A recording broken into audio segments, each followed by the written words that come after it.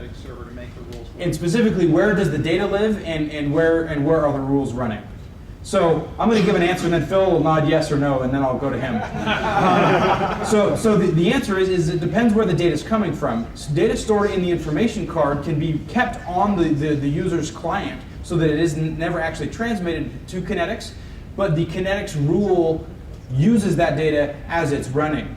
If it's data that's coming through something like a data source or a data set like we currently have available, then that sort of information needs to be, clearly has to travel through the Kynetx system and travels through our pipes. So it kind of depends a little bit on where the information is and what the nature of it is. So this demographic zip code based salary information is known to Kynetx. Correct. We are doing the guessing on where you are, and we're applying that location guess to the demographic information. Repeat his question. So his question was, is this information currently up on the screen, the demographic information, is that known by Kynetx? And the answer is yes. We know that because we're doing the guessing. I just want to point out to everyone that thinks that this is a privacy concern. Like every website you've ever been to that knows your IP, which is every website you've ever been to, knows the same stuff that Kynetx is going to know based off of this. So it's not like any less privacy or anything like that. Like this is just your IP.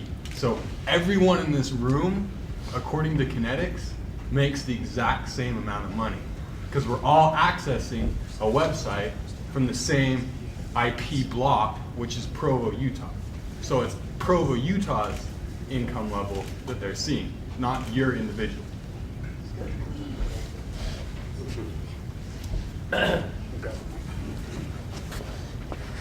So I don't let Sam get on with his demo because he's got some other stuff to show, right? Yes. Yeah. But Steve's question specifically is an important one. And Sam's answer was correct. It depends on where the data is coming from. Our architectural philosophy is to keep as much data as possible on the client while still allowing rules to do what they need to do. Now, what does that mean? That means that, yeah, we do see some data. We obviously see what websites you're going to, right?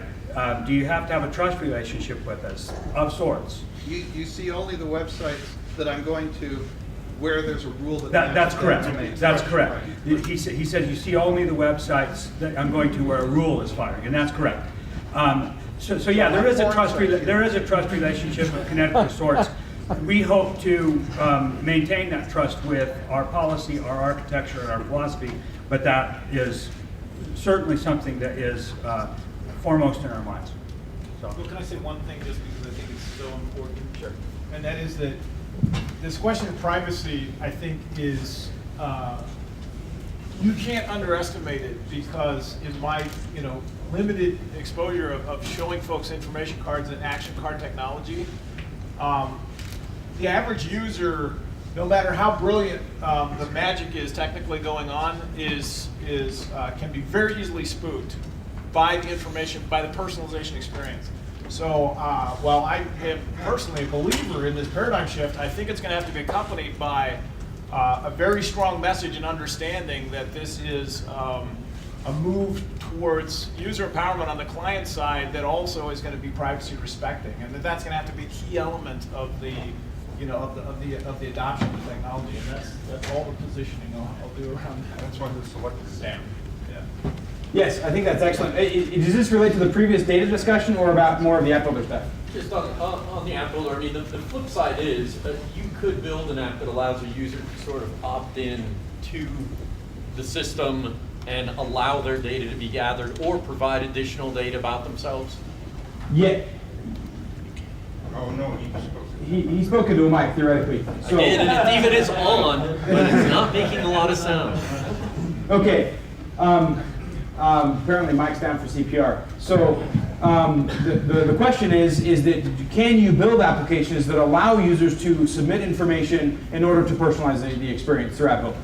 Yeah. Is that a question? So the answer is yes. You can receive information. For example, if you saw the docs rules rule that we ran, it actually invited you to put in your email address and your name and actually enter a drawing to receive the signed copy of his book, right? That's an example of collecting that information. Now, depending on your purposes, you may also need data services outside of the Kynetx system in order to make that happen, depending on what you want to do. Drummond. Can I just ask quickly, because I did that. Where did that data go? So it actually hit a data repository in something that we run separately from the Kynetx system, mostly because we were in a flaming hurry to get it done, and didn't have the opportunities to use some of the cooler things that we have in the pipeline. So it actually hit a simple web application living somewhere else. Okay, so I'm going to do a quick scan here real quick in the next couple minutes, and I don't want to be late because I realize I'm right before lunch, so I don't want to push that off. So there's two actually, or two options you see here. There's like medium income above and medium income below. I might care as a developer whether it's greater or less than 78,500, but I don't really care what it is. And that's what we're talking about, the ability to respond to specific information without actually knowing the specific information. These types of data questions and the types of conditions that you can have will be similar even as the data advances and integrates with information cards and some of these other technologies. So here's some quick weather. Here's time predicates. You can fire things at lunchtime, like Sam, be done with your presentation. There's things that you can do here so that you can respond to the user's ambient context. Here's a market stuff, whether the Dow Jones is up or more than a particular amount in any given day. Where are they coming from? Did they come from a search engine?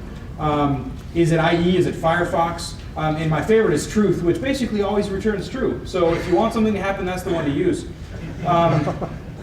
So let me go back here a little bit, and I want to get into rules because this highlights a little bit. There are demos, by the way, in the wiki and the documentation that show examples of rules. And please use those to help you figure out what's going on. So this goes through and kind of describes a lot of things that I've talked about today. But here's some actions, for example. You can insert HTML after a particular element on the page. Over here in Apple, I'm going to show you a quick example of this. I'm still getting used to the new navigation. Give me a second. So here is this inserts Kynetx loves XKCD on the root XKCD page after top container. Now, top container is the CSS selector based on whatever the HTML of the page is. And so, as you're integrating with pages, you're going to need to go and look inside and figure out what's going on. In my talk tomorrow, I'm going to be using Firebug to find information about like that. If you don't already know what Firebug is, you should go to getfirebug.com and get it. And then we'll use that. I'll show you how to use that tool with the Kynetx tools in order to build applications and debug things. So this is the type of action that you can do, and it will insert HTML. You can do things beyond simple strings. You can insert variables in there. You can have long blocks of HTML without having to escape all of your strings and things like that. So let me give you an example of that. In the pre-block, you can do things like message equals do a here doc and close it, and then everything up in here does not have to be escaped in any way.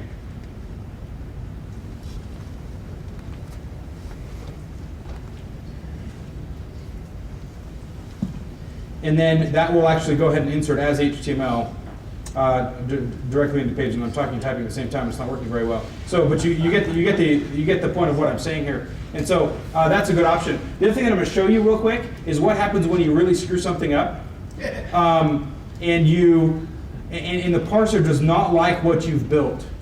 You'll notice here that I got an error at the bottom that says I was expecting the end of your rule, but I found cheese instead. So sometimes these are a little bit vague, and we're working on improving these. But you want to, yeah, who moved my cheese? So we're improving these errors, but you want to look at these errors and figure out what happened in order to go back and check. We actually do not allow you, this is a little bit of a feature and a bug at the moment, we actually don't allow you to save if there is an error in your code of a parsing nature. If there's a logical error, we will let you do that. We will be changing that in the future in order to make things a little easier, but we wanted to provide the appropriate amount of protection to make sure that you knew that it was not going to run at all before you actually tried to run the application. So App Builder will continue to improve it, and the development environment will become more flexible in the future. We have some really cool plans on that. So look at the errors. If they happen and the red means bad, all you have to do is correct whatever error you had and hit save, and it'll let you know that that happened. So I'm going to show you one other thing here real quick, and this is what happens when you do things. So you have many rules fire on the same page. So in Notify 1 here, I'm firing on Kynetx.com, and I'm using the Notify action. And in Notify 2, I'm firing on Kynetx.com.